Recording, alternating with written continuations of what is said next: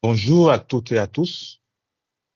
Merci de nous rejoindre pour ce webinaire d'information sur les opportunités de stage que l'UCM Papaco et l'Université Senghor proposent. Je suis Joie Didier Sossoupé, chargé de la coordination des stages pour ce programme et je serai en charge de la modération de cette session d'aujourd'hui.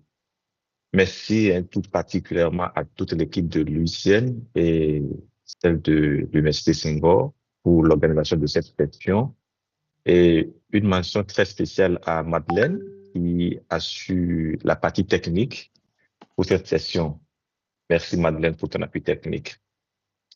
Alors, l'objectif de cette session est de vous présenter le dispositif des stages de terrain que nous organisons, accessible surtout aux lauréats du certificat en ligne en conservation des aires protégées et de partager aussi les retours d'expérience d'anciens stagiaires qui ont bénéficié, qui ont été sur le terrain dans le cadre de la première cohorte qui a pris fin en décembre dernier. Pour ce webinaire, nous aurons trois grandes parties. D'abord, nous allons vous présenter le programme de stage de terrain de manière globale et générale. Ensuite, nous aurons un retour d'expérience de quelques stagiaires qui sont présents aujourd'hui, euh, des stagiaires qui ont fait partie de la première cohorte. Et d'ailleurs, merci à Eric et Prince qui va certainement nous rejoindre. Merci d'avoir accepté de nous rejoindre et de partager surtout votre expérience sur cette opportunité. Et enfin, nous aurons une dernière session qui sera dédiée, consacrée aux questions-réponses pour vous permettre de mieux comprendre ce programme et de vous préparer pour postuler aux prochaines cohortes. Passons maintenant à la première phase de notre session. Je vais rappeler. Thème de contexte, hein, et rapidement, le programme de stage de terrain, c'est une opportunité de renforcement de capacité hein, pour les professionnels ainsi que les jeunes diplômés.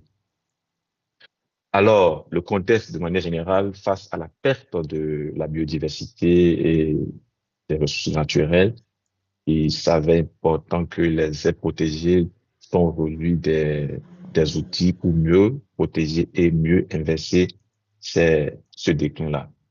Et on a un fort besoin de renforcement de capacité des acteurs qui contribuent à la gestion de ces aires protégées-là.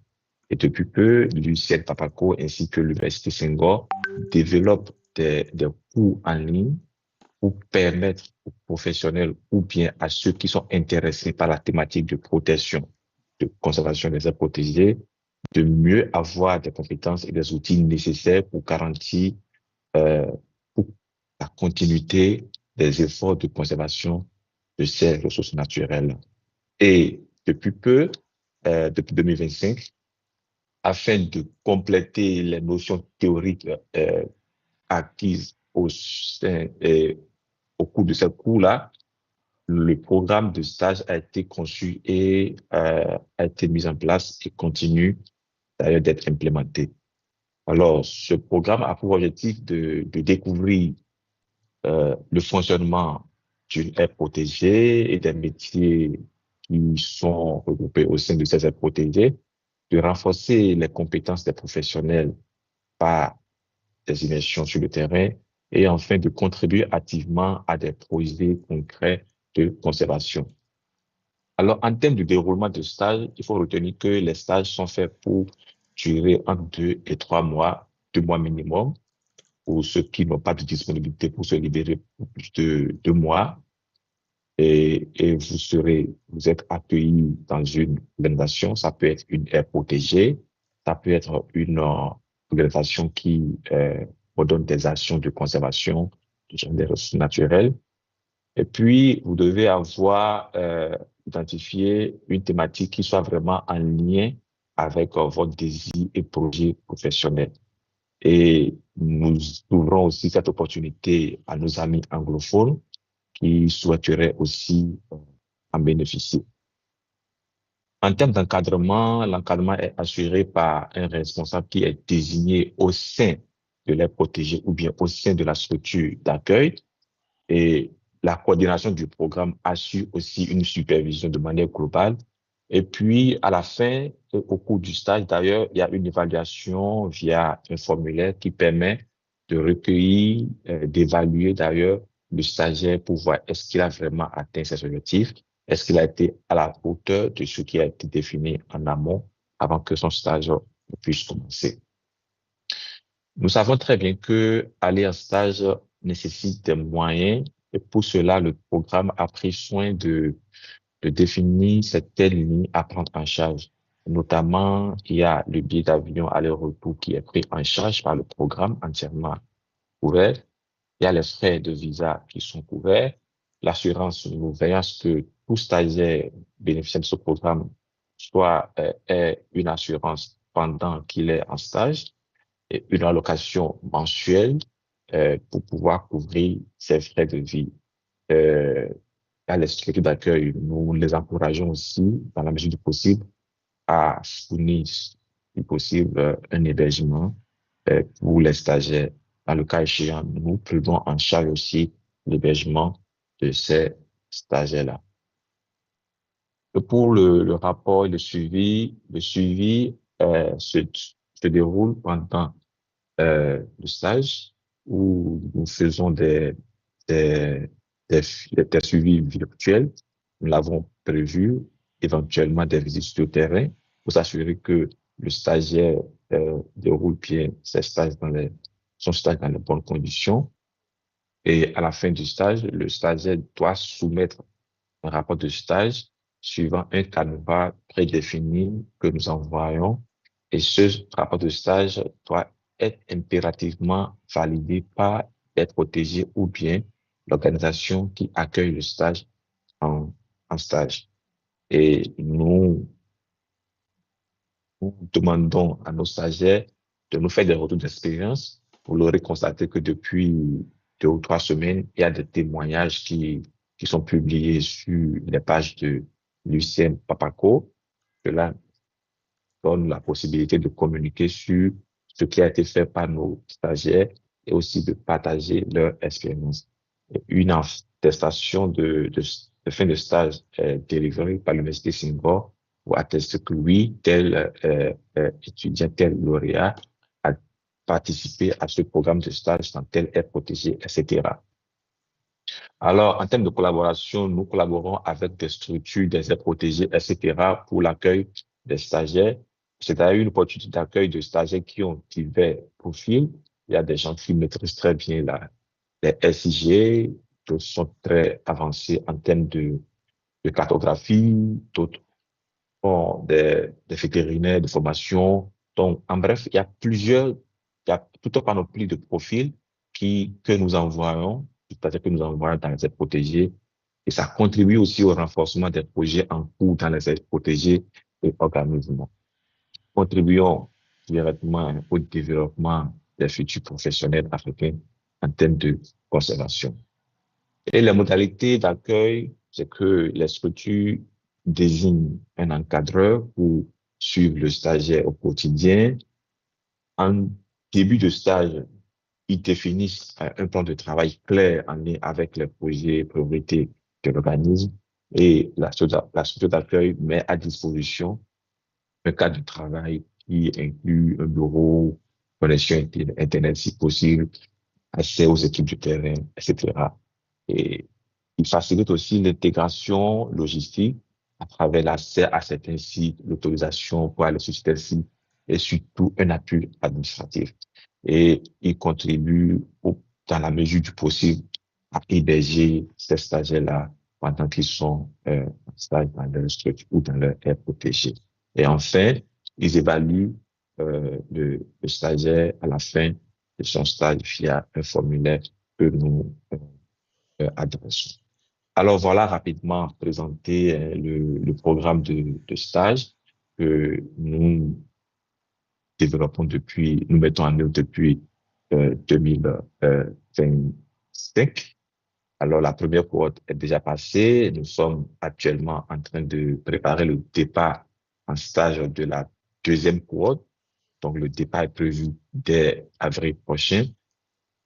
Alors, après avoir présenté cette première euh, phase de notre webinaire, nous allons nous diriger vers nos deux lauréats qui sont présents aujourd'hui, Eric et Prince, qui ont effectué leur stage pour la première cohorte. Alors, Eric et Prince, merci pour votre présence. Vous êtes là? Oui, oui, on est là. Merci, je suis là. Vous pouvez vous mettre. Voilà. Je vais commencer par Eric. Eric, pouvez-vous vous présenter brièvement et nous dire dans quelle structure avez-vous effectué votre stage, s'il vous plaît? OK, merci beaucoup, cher Joa, pour cette introduction. Je suis Eric Bahati. Je suis chercheur à l'Université officielle de Bukavu, en RDC. À l'université, j'ai la chance d'enseigner des cours de gestion des aires protégées. Et ça, c'est grâce à l'ISEN, au programme PAPACO, parce que depuis bien avant, j'aimais beaucoup cette matière. Mais lorsque j'ai découvert l'ISEN PAPACO, j'ai suivi des cours et ça a amélioré ma passion pour la gestion des aires protégées. Et du coup, j'ai commencé à développer mes performances dans l'essence de cette matière-là et aujourd'hui, je l'ai fait à l'université. Et donc, dès que j'ai eu connaissance de ces programmes ici, j'ai postulé et j'ai fait mon stage au Cameroun, au Parc national d'Ifaro, dans la région Nord Cameroun. Voilà pour ma présentation. OK. Merci beaucoup. Prince, tu es là? Est-ce que tu peux te présenter brièvement et nous dire dans quelle structure tu as effectué ton stage? D'accord. Alors, bonjour tout le monde. Je m'appelle Jabé Prince Armakoumi. Je suis data scientist agro-environnemental. Et mon parcours se situe principalement à l'interface entre l'agronomie, la data science et puis la télévision, et principalement avec objectif d'utiliser de la donnée et l'intelligence artificielle pour répondre aux problématiques environnementales concrètes. Alors, mon stage s'est déroulé à Madagascar, donc à la FAPBM, la Fondation pour les aires protégées et la biodiversité de Madagascar. Et cela était grâce au programme UCN Papaco de l'Université Senghor. OK, merci. Nous allons rester avec Prince. Prince, quelles étaient vos principales missions pendant ce stage au sein de la Fédération pour les aires protégées au niveau Alors, de Madagascar? OK. Alors, au niveau de la FAPBM, mon travail portait sur la détection précoce des pressions anthropiques dans les aires protégées et notamment l'effet de brousse qui représente une menace importante pour cette biodiversité. Donc, concrètement, mon travail était de développer une plateforme qui était appelée FireRisk, qui combine images satellites, données drones, machine learning, afin d'identifier les zones à risque d'incendie et d'aider dans ce sens les gestionnaires des aires protégées à anticiper par exemple les interventions dans les temps. Et dans un second temps, l'objectif était de mettre en place un système d'alerte, toujours dans le même sens où on pouvait, grâce à l'algo, pouvoir avoir une estimation précise des probabilités de feu dans des zones précises, que ce soit aux alentours des aires protégées ou dans les aires protégées. Donc voilà principalement. OK, merci beaucoup, Prince. Et Eric, Oui. est-ce que vous pouvez nous dire principalement quelles étaient vos missions au niveau du parc du Faro au Cameroun? Merci beaucoup. Et avant de parler des missions, je voudrais, si vous le permettez, Monsieur Joa, revenir un tout petit peu sur les contextes qui a motivé ce choix pour le Cameroun. Et c'est là où tout est parti, quoi. Oui. En fait, Allez-y. je me retrouve en RDC et plus particulièrement dans la région est du pays, une région qui depuis plusieurs années est victime de guerres inachevées. Et tout cela, tout ce contexte-là a fait en fait que les aires protégées ont été toujours victimes, parce que c'est toujours dans ces forêts que les différents belligérants cherchent à trouver refuge pour leur propre sécurité ou des stratégies de guerre. Entre-temps, la communauté tout autour aussi convoite les ressources qui sont stockées dans ces aires protégées.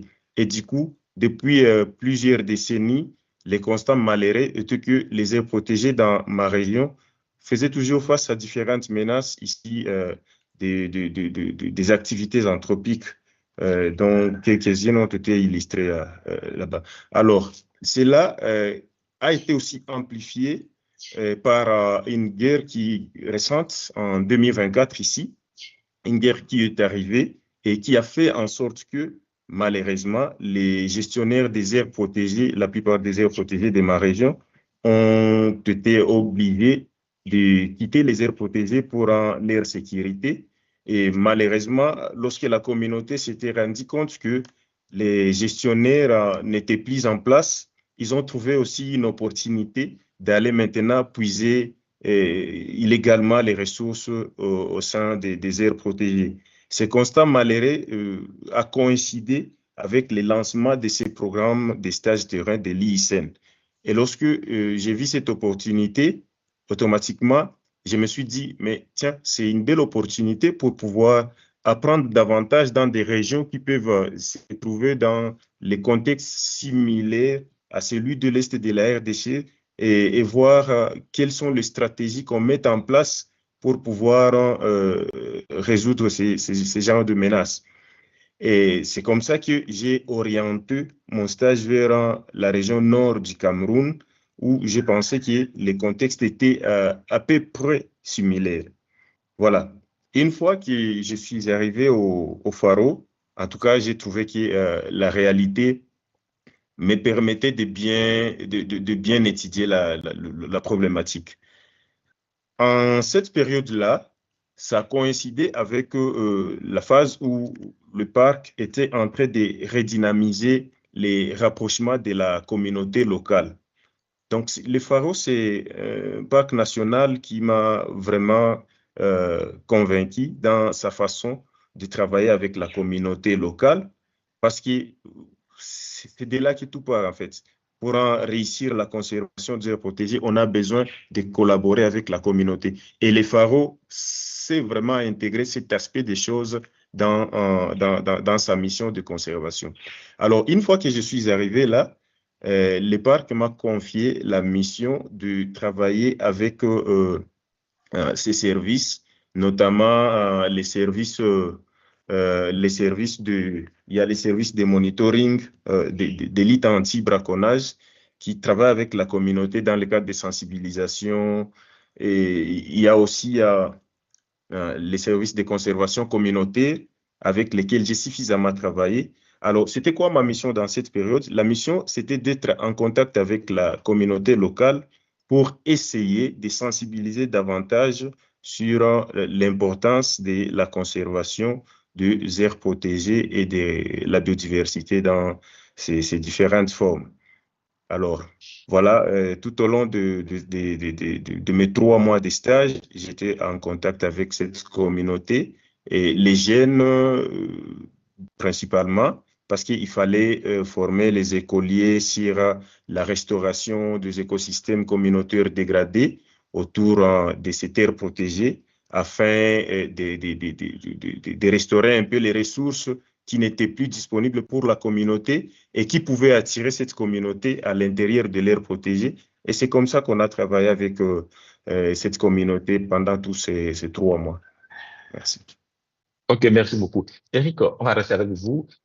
Dites-moi, quelles sont les compétences ou connaissances que vous avez le plus développées ou aiguisées grâce à cette expérience au niveau du Faro? Bien, merci. Les compétences, c'est en rapport avec les stratégies de rapprochement de la communauté pour pouvoir maximiser les chances de réussite de missions de conservation. Parce que comme je l'ai dit tantôt, la conservation, c'est vrai, on doit conserver, mais nous sommes tous sans ignorer que la conservation, ça se fait c'est pour l'humanité que nous conservons.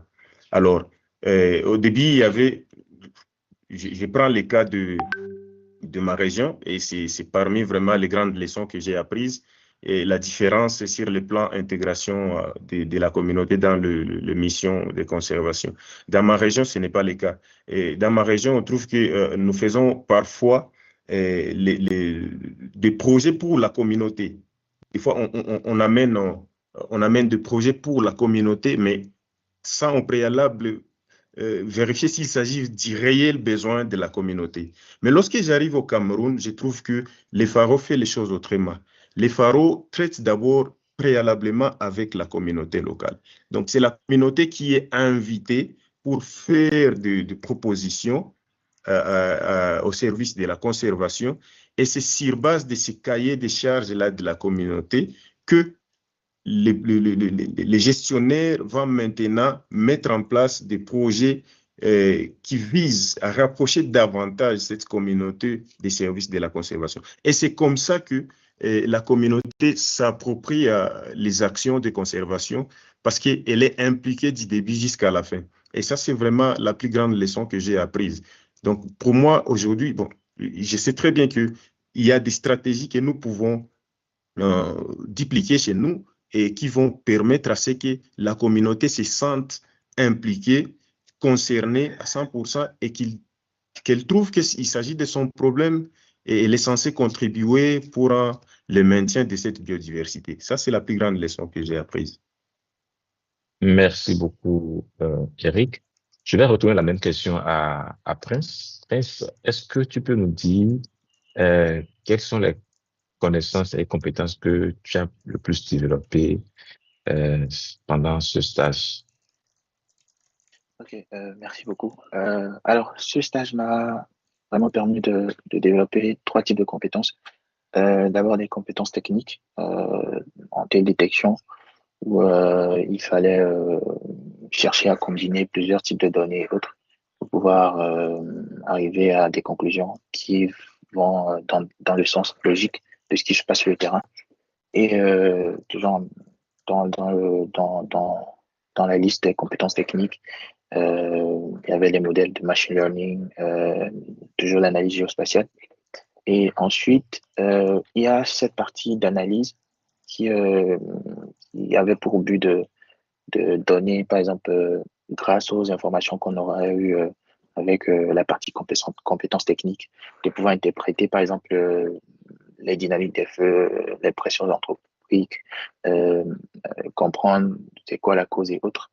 Et enfin, des compétences terrain, donc notamment l'utilisation du drone pour la détection, pour la confirmation des signaux reçus, et surtout une approche communautaire, c'est-à-dire une approche orientée communauté où on était en parfaite communion, on a discuté avec la population pour vraiment savoir comprendre le problème directement dans la communauté concernée, et de ce principe pouvoir sortir par exemple sur le principe SWOT des informations qui peuvent permettre d'améliorer les conditions de ces populations concernées par ces types de problèmes.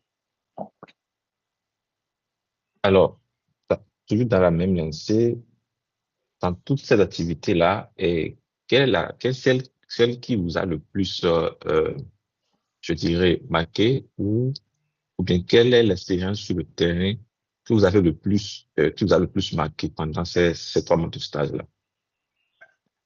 Alors, principalement, moi, à mon niveau, au niveau de la FAPVM, la partie qui m'a le plus marqué, c'était la période où j'étais descendu sur le terrain. Donc, j'étais dans la partie sud du Madagascar. Et principalement, la majorité du travail a été fait dans la capitale. Mais pour la partie terrain, j'étais descendu au niveau de l'aire protégée d'Andouarela, où voilà, on avait eu une discussion déjà avec les parties prenantes et puis la population concernée. Donc, cela m'a permis de vraiment, dans un premier temps, comprendre les problèmes, que ce soit général ou spécifique, et pouvoir, dans ce même sens, chercher à comprendre leur langue, parce que il y avait des dialectes que je comprenais pas. Donc, ça m'a permis de vraiment m'approcher de la population, chercher à apprendre de nouvelles choses. Et il y a aussi ce côté partage d'informations, partage de connaissances et autres au niveau de la haute autorité, que ce soit au niveau de la préfecture, que ce soit au niveau de la direction de l'environnement et autres.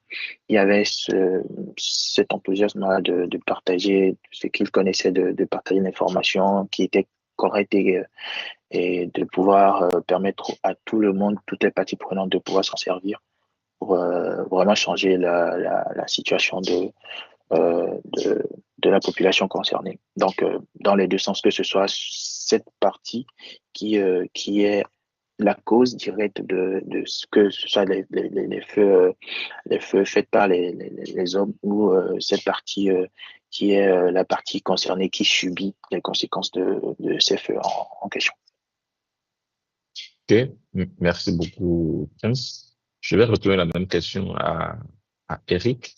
Eric, quelle a été l'activité ou l'expérience sur le terrain qui vous a le plus marqué pendant ces 3 mois de stage au sein du Pharo? D'accord, merci. Tout d'abord, ces contacts avec la communauté, les retours maintenant de la communauté sur tout ce qu'on pouvait déjà avoir comme information avec les chefs des différentes unités du Pharo. D'ailleurs, je remercie même ces chefs d'unité, parce que j'ai eu à rencontrer beaucoup de gens qui nous ont fourni beaucoup d'informations, avec qui j'ai travaillé pendant tous ces 3 mois, et c'était très agréable. Des gens qui sont ouverts, qui m'aident à me développer aussi. Donc, ça, c'était déjà bon. Mais alors, lorsque je suis parti au contact avec les différentes couches de la communauté, j'ai reçu ces retours-là qui a confirmé tout ce qu'on avait déjà discuté, notamment par rapport à l'implication, par rapport à la considération des efforts de la conservation par la communauté. J'ai eu à échanger avec diverses couches, comme je l'ai dit ici, notamment les lamidos.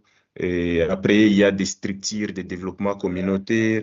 Après, il y a des responsables des structures de formation, les écoles, les consorts, et les leaders communautaires. En tout cas, toutes ces couches-là, j'ai discuté avec différentes couches individuellement, de manière isolée, et loin des services de conservation aussi, bien sûr, pour éviter certaines influences du point de vue du retour de la communauté. Et ces retours étaient toujours positifs. C'est ce qui m'a vraiment... ce qui est vraiment très intéressant, parce que ces retours étaient toujours positifs. Les communautés qui vous témoignent comment ils sont reconnaissants de la manière dont ils se sentent considérés. Bon, c'est vrai que chaque événement, il y a toujours des limites, bien sûr, et les efforts sont fournis. Mais ils vous montrent que malgré les limites qui peuvent exister, ils sont quand même considérés à chaque étape, d'où ils accompagnent toujours les services. Ça, c'était vraiment très, très, très positif pour moi. Alors, une autre chose aussi, c'était la descente au Pharo, parce que là, on travaille avec les communautés qui sont autour du parc. Maintenant, l'arrivée maintenant au Pharo à l'intérieur du parc, les efforts qui sont fournis par les services, malgré la période qui était une période de montée des eaux, mais au moins, il y a les services de lutte anti-braconnage qui essayaient de travailler malgré les conditions qui étaient vraiment très, très, très pénibles, avec l'herbe qui était vraiment très haute. Et il y a aussi les services de suivi et évaluation avec lesquels on a été dans la forêt. Alors là, c'était aussi intéressant de voir comment ils déploient les outils de suivi, notamment les caméras trappe, et l'installation de dispositifs. C'est vraiment un modèle propre au parc national du Pharo. Les dispositifs d'observation des animaux, ça j'ai vraiment beaucoup adoré.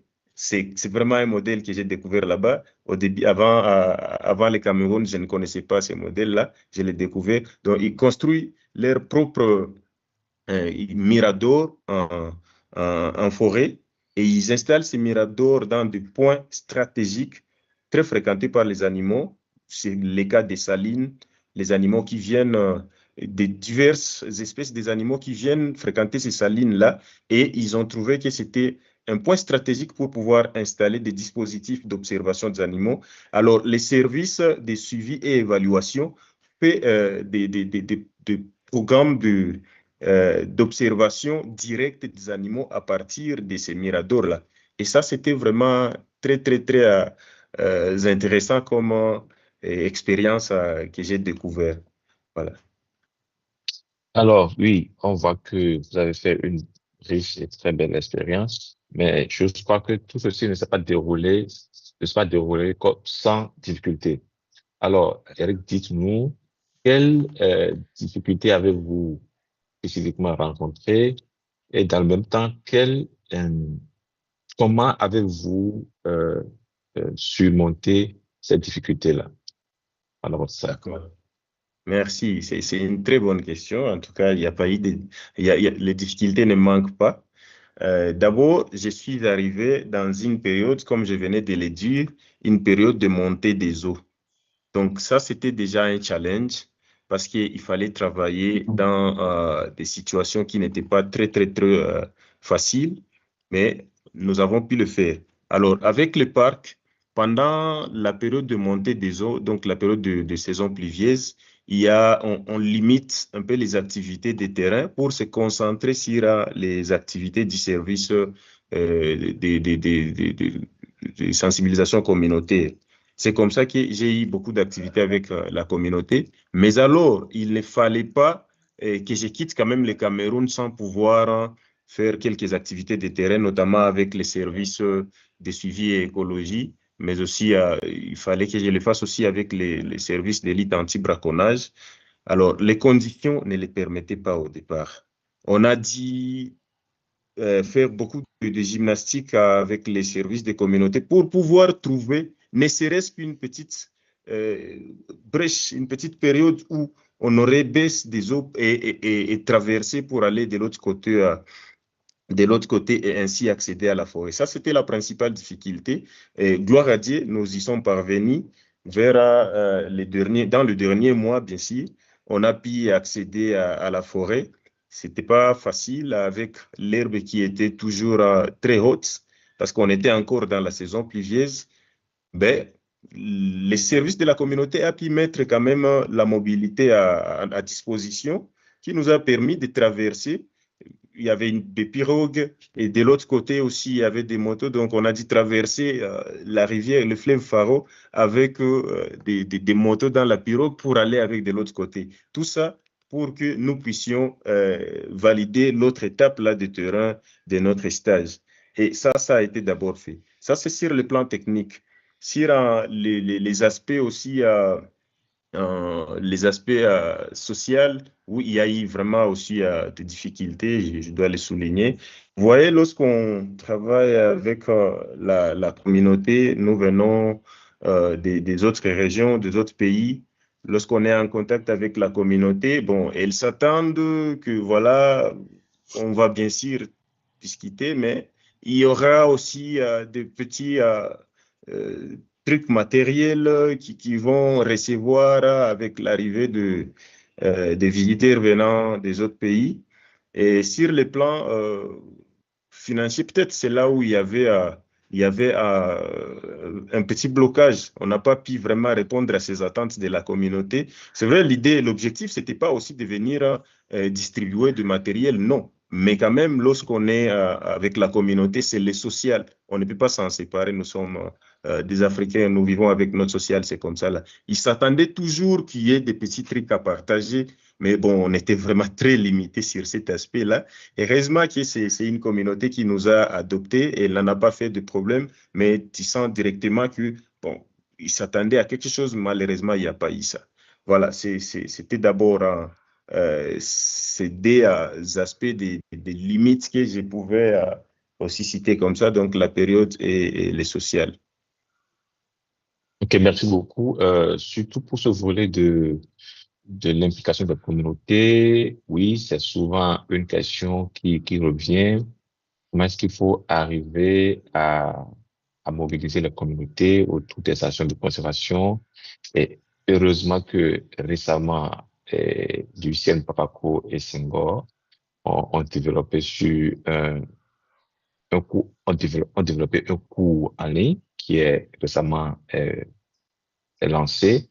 Et donc, ça traite de ce sujet-là, comment est-ce qu'il faut mobiliser, collaborer avec les communautés qui sont autour des aires protégées pour mieux collaborer avec ces derniers pour atteindre les objectifs de conservation.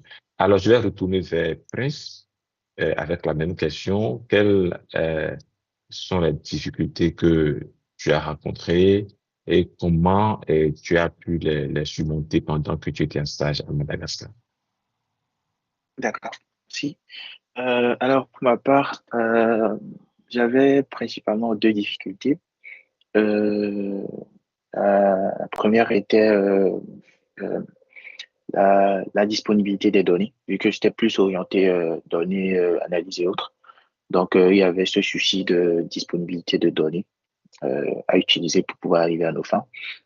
Et pour pouvoir éliminer ce problème, on a eu à vraiment faire du lobbying au niveau de plusieurs structures.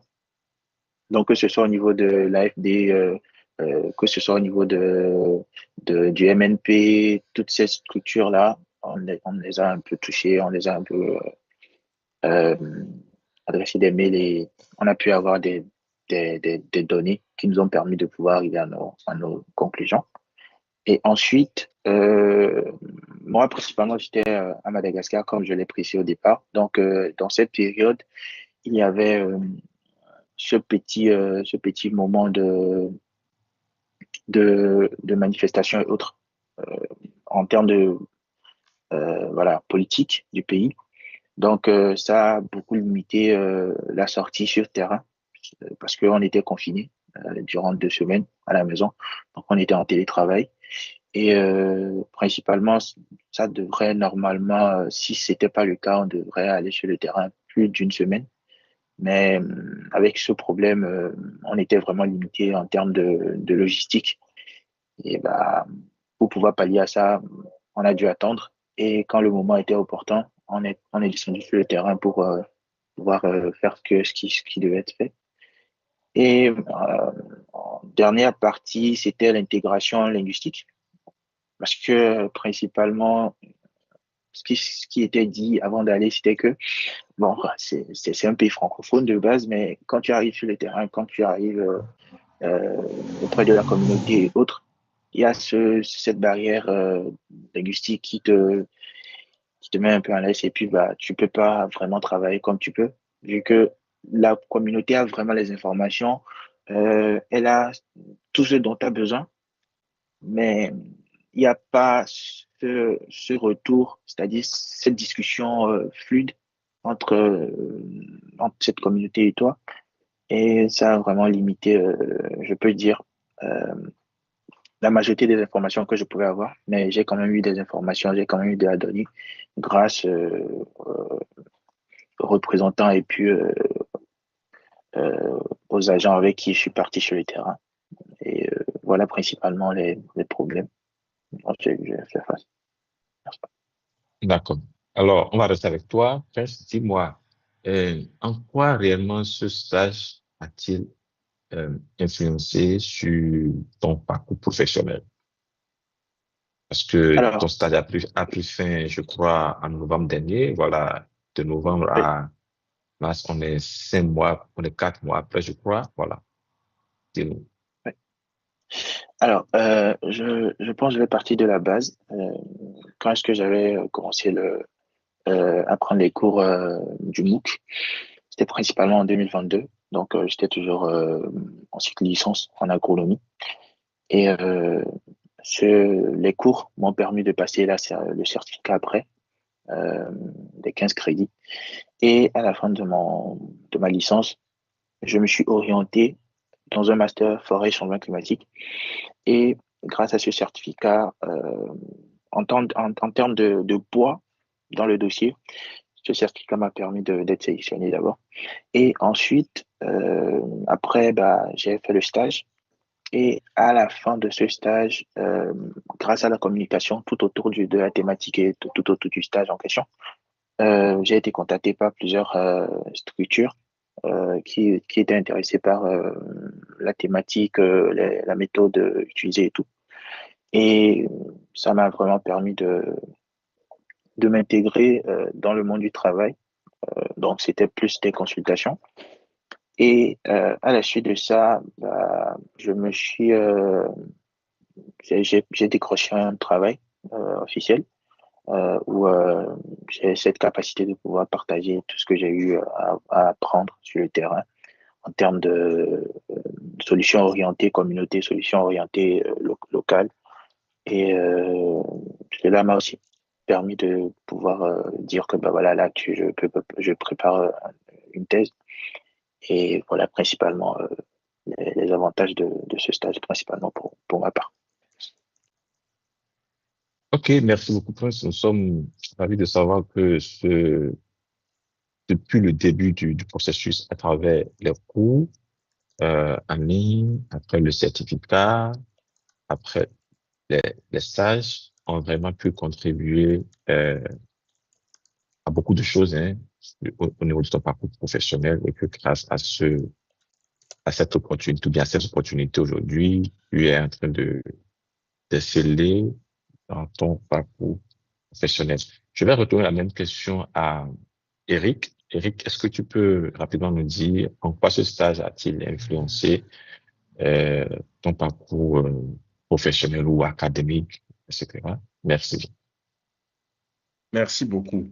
Et comme Prince l'a souligné, moi aussi, c'est depuis que j'ai connu les cours en ligne et que j'ai commencé à les suivre que j'ai eu vraiment des bénéfices sur le plan développement professionnel de ma carrière. Et jusqu'à aujourd'hui, en tout cas, je ne cesse de le témoigner. Vous voyez, j'ai dit que depuis, je suis dans le monde académique. Donc, je suis un chercheur de l'université. Et à l'université, avant même de découvrir les cours en ligne, j'ai participé déjà dans le cours enseigné à l'université de gestion des aires protégées et conservation des ressources naturelles. J'ai accompagné dans ce cours-là. Mais lorsque j'ai découvert les cours en ligne, j'ai commencé à les suivre, ça m'a permis de développer mes propres compétences dans cette matière-là. Et au retour maintenant à l'université, parce que je le faisais en même temps que je faisais ma spécialisation, j'étais en déplacement. Mais lorsque je suis retourné à l'université, j'avais déjà les diplômes d'ICEL, ok, les 15 crédits là, je l'avais. Ça a permis que l'université puisse m'octroyer une responsabilité encore plus élevée dans cette matière-là de conservation des aires protégées, mais aussi de conservation des ressources naturelles. Voilà. Gestion des aires protégées et conservation des ressources naturelles. Il y a aussi l'aspect aménagement des aires protégées. Ça, c'est d'abord le premier bénéfice. Mais après, maintenant, avec ces stages ici, restant toujours dans ma casquette de chercheur et enseignant d'université, j'ai découvert d'autres stratégies de gestion qui sont développées ailleurs. Donc, un modèle qui n'est pas appliqué chez moi, mais qui donne déjà des fruits, qui donne des résultats très positifs. Et je pense que ça, c'est implice. Aujourd'hui, j'ai d'autres paramètres que je vais maintenant ajouter, par exemple, dans ces cours-là que j'enseigne à l'université. C'est ça, ce sont des modèles que j'ai appris pendant ces stages ici. Si ce n'était pas ces stages-là, je n'aurais pas ces nouvelles connaissances. C'est par exemple dans les services de suivi et écologie. Le fait que les parcs développent certains mécanismes à l'intérieur même de l'aire protégée pour pouvoir maintenir la diversité des animaux en aménageant des salines. Des salines, on a compris qu'il y avait l'intérêt des animaux à la recherche de cette matière-là, saline, dans certains coins du parc. Mais cependant, il a été trouvé qu'avec le temps, il est possible que ces salines soient dégradées. Alors, une fois qu'il y a dégradation de ces salines-là, les animaux ont tendance à quitter l'aire protégée pour aller se retrouver dans des zones de chasse où la survie n'était pas garantie. Vous voyez un peu? Alors, ils ont développé un peu les mécanismes pour pouvoir maintenir ces salines. Donc, c'est tout un modèle de gestion qui est conçu autour de ces salines au sein du parc. Et lorsqu'il y a maintien de ces salines-là, les animaux sont là en permanence, ils ne bougent pas. Ils développent maintenant des mécanismes d'observation, de suivi.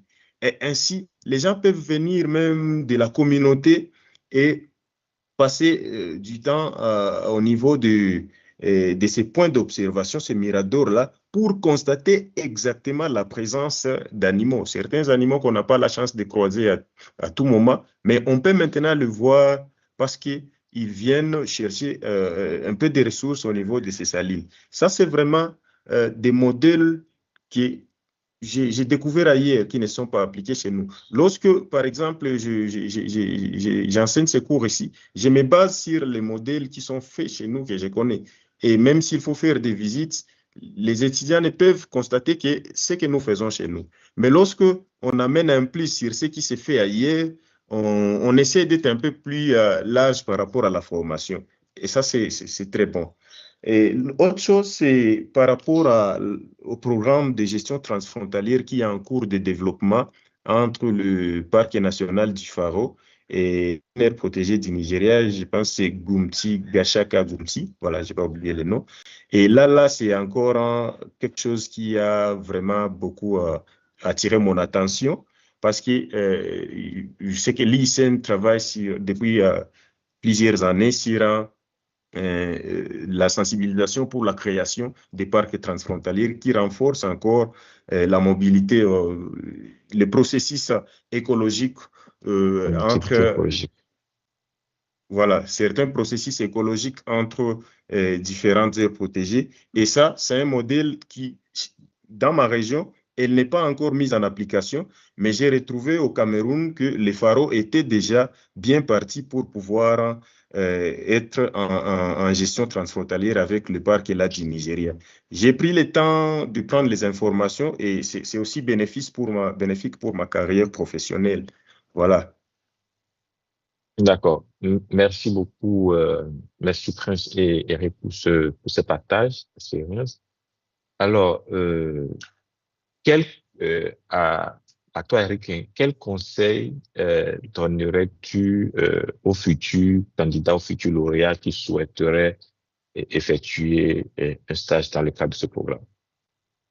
Voilà. D'abord, je vais encourager le futur lauréat à intégrer ces programmes s'ils le peuvent. C'est une très belle opportunité d'apprentissage parce que lorsqu'on on est diversifié en termes de connaissances dans le domaine de gestion des aires protégées et conservation, c'est la meilleure des choses. On n'a pas tous les mêmes réalités et alors, dès qu'on n'a pas les mêmes réalités, les solutions ne peuvent être pas toujours le même. Donc, on a toujours besoin d'avoir sous la main une diversité en termes de stratégie pour pouvoir réussir la conservation. C'est ainsi que j'encourage les nouveaux candidats à rejoindre le programme pour pouvoir apprendre davantage ce qui se fait ailleurs.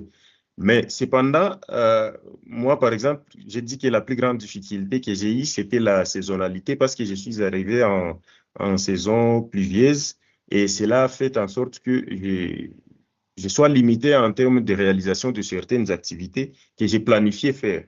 Donc là, je dois aussi demander aux nouveaux candidats de veiller sur cet aspect-là de saisonnalité. Lorsqu'ils sont en train de sélectionner une aire protégée, c'est mieux toujours de prendre l'information au préalable, de savoir est-ce que les activités, les mêmes activités ou les activités qui les intéressent sont faisables dans toutes les saisons. Sinon, chercher à programmer les stages pendant la saison qui leur facilite pour pouvoir atteindre les résultats escomptés. Voilà. OK, merci beaucoup. Afin de passer à Prince, je voudrais aussi rassurer que ce volet de saisonnalité nous tient beaucoup à cœur puisqu'on essaie d'apprendre sur ce qui a été fait pour la première fois. Effectivement, dans certaines aires protégées, il y a des périodes où si on est face à la montée des eaux, les activités de terrain sont vraiment impactées, où il y a moins en moins de descente sur le terrain. Donc, nous avons pris en compte ces détails au cours des précédents stages et nous essayons de calibrer les périodes de stage pour que ça ne puisse pas coïncider avec soit les saisons pluvieuses où nous avons la montée des eaux. Comme ça permettra aux stagiaires ainsi aux éléments du parc de dérouler ce stage-là dans de bonnes conditions et surtout, c'est-à-dire de faire une meilleure expérience et de découvrir euh, tout ce qui se fait sur le terrain au sein de ces protégés-là. Alors, Ça Prince, c'est vraiment... voilà. Prince, est-ce que tu peux, voilà, rapidement donner un conseil aux futurs lauréats qui souhaiteraient effectuer un stage? Oui, alors, pour ma part, je pense que le meilleur conseil à donner, c'est de commencer à essayer, c'est-à-dire de pas rester dans son dire que bah voilà, j'ai une spécialisation, j'ai une spécialité, donc je reste dans mon cocon, je reste dans mon environnement. Je dirais plutôt d'essayer de sortir parce que les MOOC c'est varié, il y a assez de de modules qui sont variés, orientés, environnement orienté, droit orienté, tech.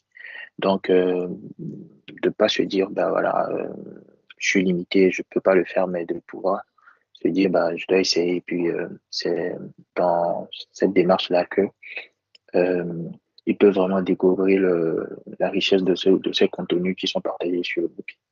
Et dans un autre sens, je pourrais dire que c'est important d'approcher ceux qui ont déjà eu ou ceux qui ont mis en place ce programme, d'avoir plus d'informations pour mieux se préparer avant d'aller sur le terrain et tout. Et voilà. D'accord. En plus de ce qu'a partagé Prince Eric, je vais revenir sur un élément clé qui est la clé de voûte. C'est que si vous souhaitez vraiment bénéficier de ce programme de stage, votre ticket d'entrée est la validation du certificat en ligne, conservation des aides protégées, le CEL. Que si vous désirez vraiment ardemment faire les mêmes expériences de stage comme ceux de, de, de, de Prince et d'Éric, vous devez inévitablement obtenir votre sel. Parce que sans le sel, vous ne pourrez pas être éligible, vous ne pouvez pas, votre candidature ne sera pas prise en compte. Donc, nous vous encourageons vivement à passer le sel. Et pour passer le sel, il y a encore des conditions qui sont demandées. Donc, il faut avoir validé un certain nombre de MOOC et avant de passer le sel. Et je crois on a encore des sessions à finir. Donc, si vous n'avez pas encore euh, passé votre examen du sel, nous vous encourageons à vous préparer et à passer votre sel pour être vraiment éligible pour passer ou déposer votre candidature pour bénéficier de ce programme de stage. Alors, nous passons à la dernière partie de notre session de webinaire où nous allons maintenant ouvrir une session de questions-réponses. N'hésitez pas vous qui êtes connectés sur YouTube, n'hésitez pas à écrire vos questions dans le chat. Nous ferons le plaisir de vous répondre. Alors, les questions, première question que j'ai dans mon chat, je demande la thématique de Prince qui a travaillé à Madagascar. Prince, est-ce que tu peux rapidement revenir sur ta thématique que tu as traitée pendant que tu étais en stage à Madagascar? Merci. Oui. Alors ma thématique était plus de la détection précoce, donc des pressions anthropiques, donc dans les aires protégées via des données drones, satellites et machine learning. Donc l'idée c'était de pouvoir jumeler ou de combiner ces trois types de données pour pouvoir détecter et puis prédire, en fait de la prévision par exemple de ces feux de végétation pour voilà. En fait, le travail était dans un cadre préventif et pour pouvoir permettre aux équipes qui interviennent lors de ce type de feu de pouvoir avoir des estimations des possibilités de feu dans des zones précises et se préparer en conséquence pour pouvoir intervenir à temps pour éviter plus de dégâts. Donc voilà. D'accord, merci beaucoup. J'espère que celui qui a posé la question a obtenu satisfaction. La prochaine question, le choix de lieu de stage, comment ça se passe? Est-ce au choix de l'étudiant ou non? Alors, rapidement, je voudrais vous dire que en termes de choix de lieu de stage, il y a plusieurs éléments à prendre en compte. D'abord, quand vous soumettez votre candidature, vous précisez quelle thématique vous intéresse.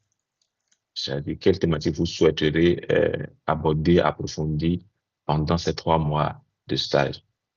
Et nous, en fonction de cette thématique que vous avez introduite, nous avons aujourd'hui un répertoire d'organisations des protégés variés où parmi cette liste-là, nous les contactons, nous leur soumettons au profil, leur disons que voilà, nous avons tel lauréat de tel profil qui souhaiterait faire euh, son stage de cette thématique, mieux connaître, mieux apprendre sur cette thématique. Donc, en fonction des retours que nous avons sur ces protégés-là et en fonction des thématiques que vous avez choisies, nous vous mettons en contact après avoir eu l'accord de ces structures-là pour vous accueillir. Nous vous mettons en contact et nous enclenchons le processus administratif et logistique pour votre départ au stage. J'espère que celui qui a posé la question, j'ai pu apporter une demande de réponse à sa question. Faut-il avoir la licence ou être apte à faire le stage, un bac plus avec validation du MOOC? Nous, l'élément premier qui vous permet de faire le stage actuellement, c'est d'avoir le CEL. Et à part le CEL, c'est que vous avez un parcours académique et universitaire. Donc, actuellement, même, on a des gens, par exemple, des eaux et forêts qui ont uniquement le baccalauréat, mais qui ont fait de l'expérience dans les aires protégées, qui ont passé le CEL. Et ces gens-là, aujourd'hui, sont envoyés sur le terrain et ont fait de très brillants stages. Et d'autres sont en train d'être déployés pour la prochaine période qui part en avril. Donc, pour répondre, pas forcément une exigence, mais c'est nécessaire d'avoir au moins une licence et d'avoir l'expérience nécessaire parce que n'oubliez pas que nous vous envoyons sur le terrain dans les aides protégées, vous apprenez, mais en retour, c'est que vous contribuez à travers votre background, à travers votre profil, vous contribuez en retour à tout ce qui se fait déjà au sein de ces aides protégées-là. Pourquoi pas à contribuer à la mise en œuvre des projets qui se déroulent, qui s'exécutent au sein de ces protégés-là. Je voudrais savoir si c'est impérativement dans un pays d'Afrique que le stage doit se faire. Ça dépend. Ça dépend. C'est pas une obligatoire que le stage se déroule au sein d'un pays de l'Afrique. Vous pouvez avoir un stage dans la région nord du monde. de quoi en Europe, je sais pas. Mais cela nécessite encore plus de mobilisation de ressources financières. Je m'explique.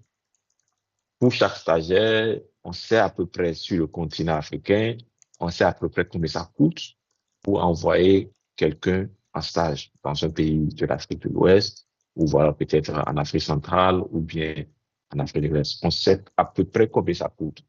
Et donc, de base, ça a été designé pour que on puisse couvrir les frais de vie, etc., de déplacement, etc., pour ceux qui vont en stage en Afrique.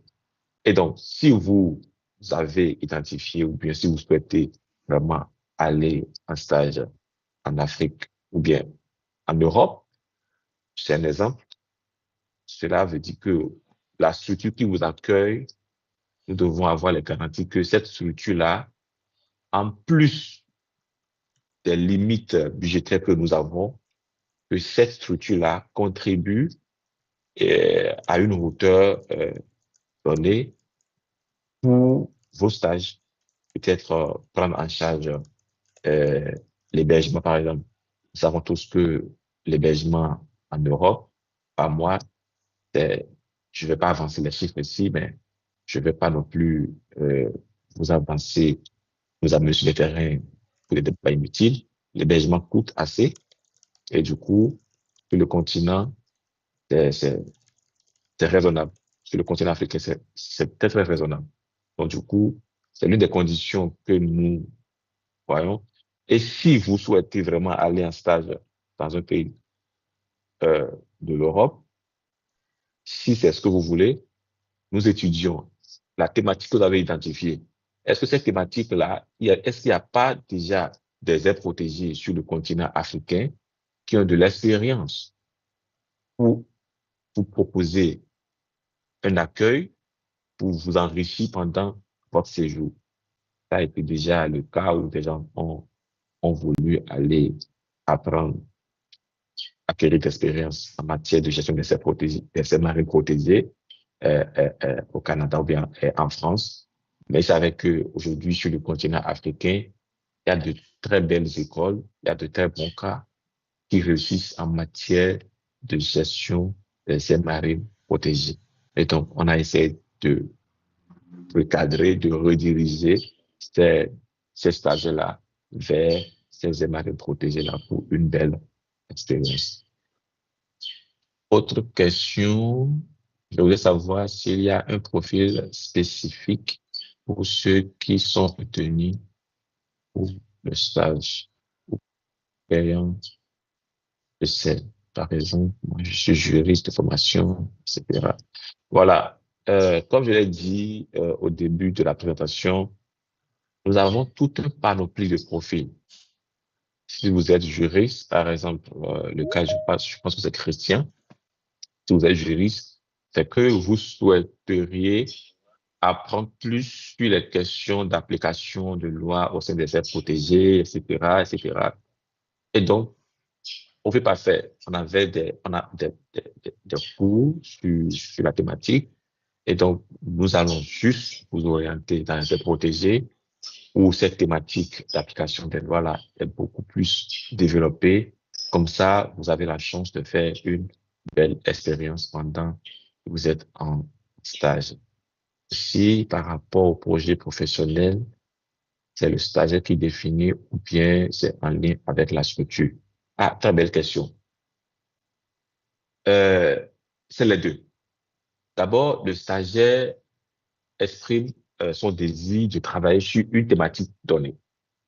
Et nous, avec ces répertoires-là, nous allons vers les structures. On leur dit, voilà, nous avons des stagiaires qui aimeraient travailler, aimeraient apprendre beaucoup sur les techniques de suivi écologique, par exemple, au sein de votre aire protégée. Ça, c'est le premier pas. Et si la structure est d'accord, elle dit, OK, je suis preneur, je suis disposé à accueillir ce stagiaire-là à mon aire protégée pour ces stages de 3 mois. Dans le cas contraire, c'est la structure elle-même nous, en la contactant, c'est la structure elle-même qui nous envoie un répertoire des thématiques sur lesquelles elle souhaiterait que nos stagiaires puissent travailler. Et dans ce cas, en fonction des répertoires, des thématiques que nous avons, et surtout en fonction de votre background, de votre profil professionnel, de votre expérience à passer, nous proposons à ces structures-là vos profils respectifs. Et comme ça, nous sortons gagnant-gagnant. Donc, le stagiaire, il va en stage dans cette structure-là et la thématique sur laquelle les protégés souhaiteraient que ces stages soient menés, la thématique, elle, est abordée pendant ces stages-là. Donc, voilà en gros ce que je peux apporter comme élément de réponse. Et donc, ça reste un peu flexible entre le répertoire qu'on a reçu et aussi ce que la structure elle-même, elle nous propose comme thématique à aborder pendant les stages. Je n'ai plus de questions à mon niveau. Je ne sais pas s'il y en a d'autres à venir. Madeleine, en background, est-ce que vous pouvez confirmer si toutes les questions sont ici? OK. Donc, j'ai la confirmation qu'il n'y a plus de questions dans le chat. Alors, s'il n'y a plus de questions, plus de chat, je vais résumer. Alors, si vous souhaitez vraiment prendre part à ce programme de stage, comme je l'ai dit au début, la première des choses, c'est vraiment d'aller suivre d'aller suivre les MOOC de Lucien Papaco, les cours qui ont été conçus par l'Université Senghor en partenariat avec Lucien Papaco et hébergés sur le site de MOOC-conservation.org. Donc, les cours sont sur cette plateforme-là et assurez-vous d'avoir validé les MOOC. Et après validation des MOOC, vous serez amené à passer le certificat en ligne en conservation des aires protégées. C'est le ticket d'abord pour être éligible. Donc, si vous soumettez votre candidature, la première des choses, le premier élément que l'équipe va chercher à vérifier, c'est de voir est-ce que vous avez validé, est-ce que vous avez passé l'examen du CEL. Attention, de pas le passer, de pas mon expérience, il y a des gens qui n'ont pas passé l'examen du CEL, mais en lieu et place, ils ont fait des formations parallèles, ils ont fait des choses, ils ont simplement remplacé les certificats qu'ils ont obtenus pour toute formation, ils les ont uploadés à la place de leur certificat. Et donc, ce premier élément, c'est vraiment que nous vérifions, nous permet de faire le premier tri. Donc, nous vous conseillons vraiment, ce n'est pas encore tard, si vous n'arrivez pas à postuler pour le prochain examen, qui est, je crois, en avril ou mai, c'est pas encore tard. Il y aura une autre session en juin. Donc, vous pouvez rattraper le coup. Nous vous conseillons vivement à passer l'examen et à obtenir votre certificat, à être parmi les candidats éligibles pour être retenu pour ce programme de stage. Alors, s'il n'y a plus de questions, nous arrivons à terme de notre session de webinaire. Merci pour votre participation et votre intérêt pour ce programme. Nous espérons que cette session vous aidera vraiment à mieux préparer votre candidature et à profiter de cette opportunité de stage. C'est aussi l'occasion pour nous de remercier sincèrement nos partenaires, à savoir les aires protégées qui sont au Sénégal, Madagascar, Cameroun, Bénin, etc. La liste est longue. Nos partenaires, nos structures d'accueil qui ont accepté de collaborer avec nous ce programme qui ont d'abord accueilli les stagiaires de la première cohorte et qui ont encore accepté d'accueillir des stagiaires pour la deuxième cohorte qui est en train d'être préparée pour débuter en avril prochain. Merci du fond du cœur. Nous continuons la collaboration et merci aussi à Eric et Prince qui ont accepté de partager leur expérience avec nous.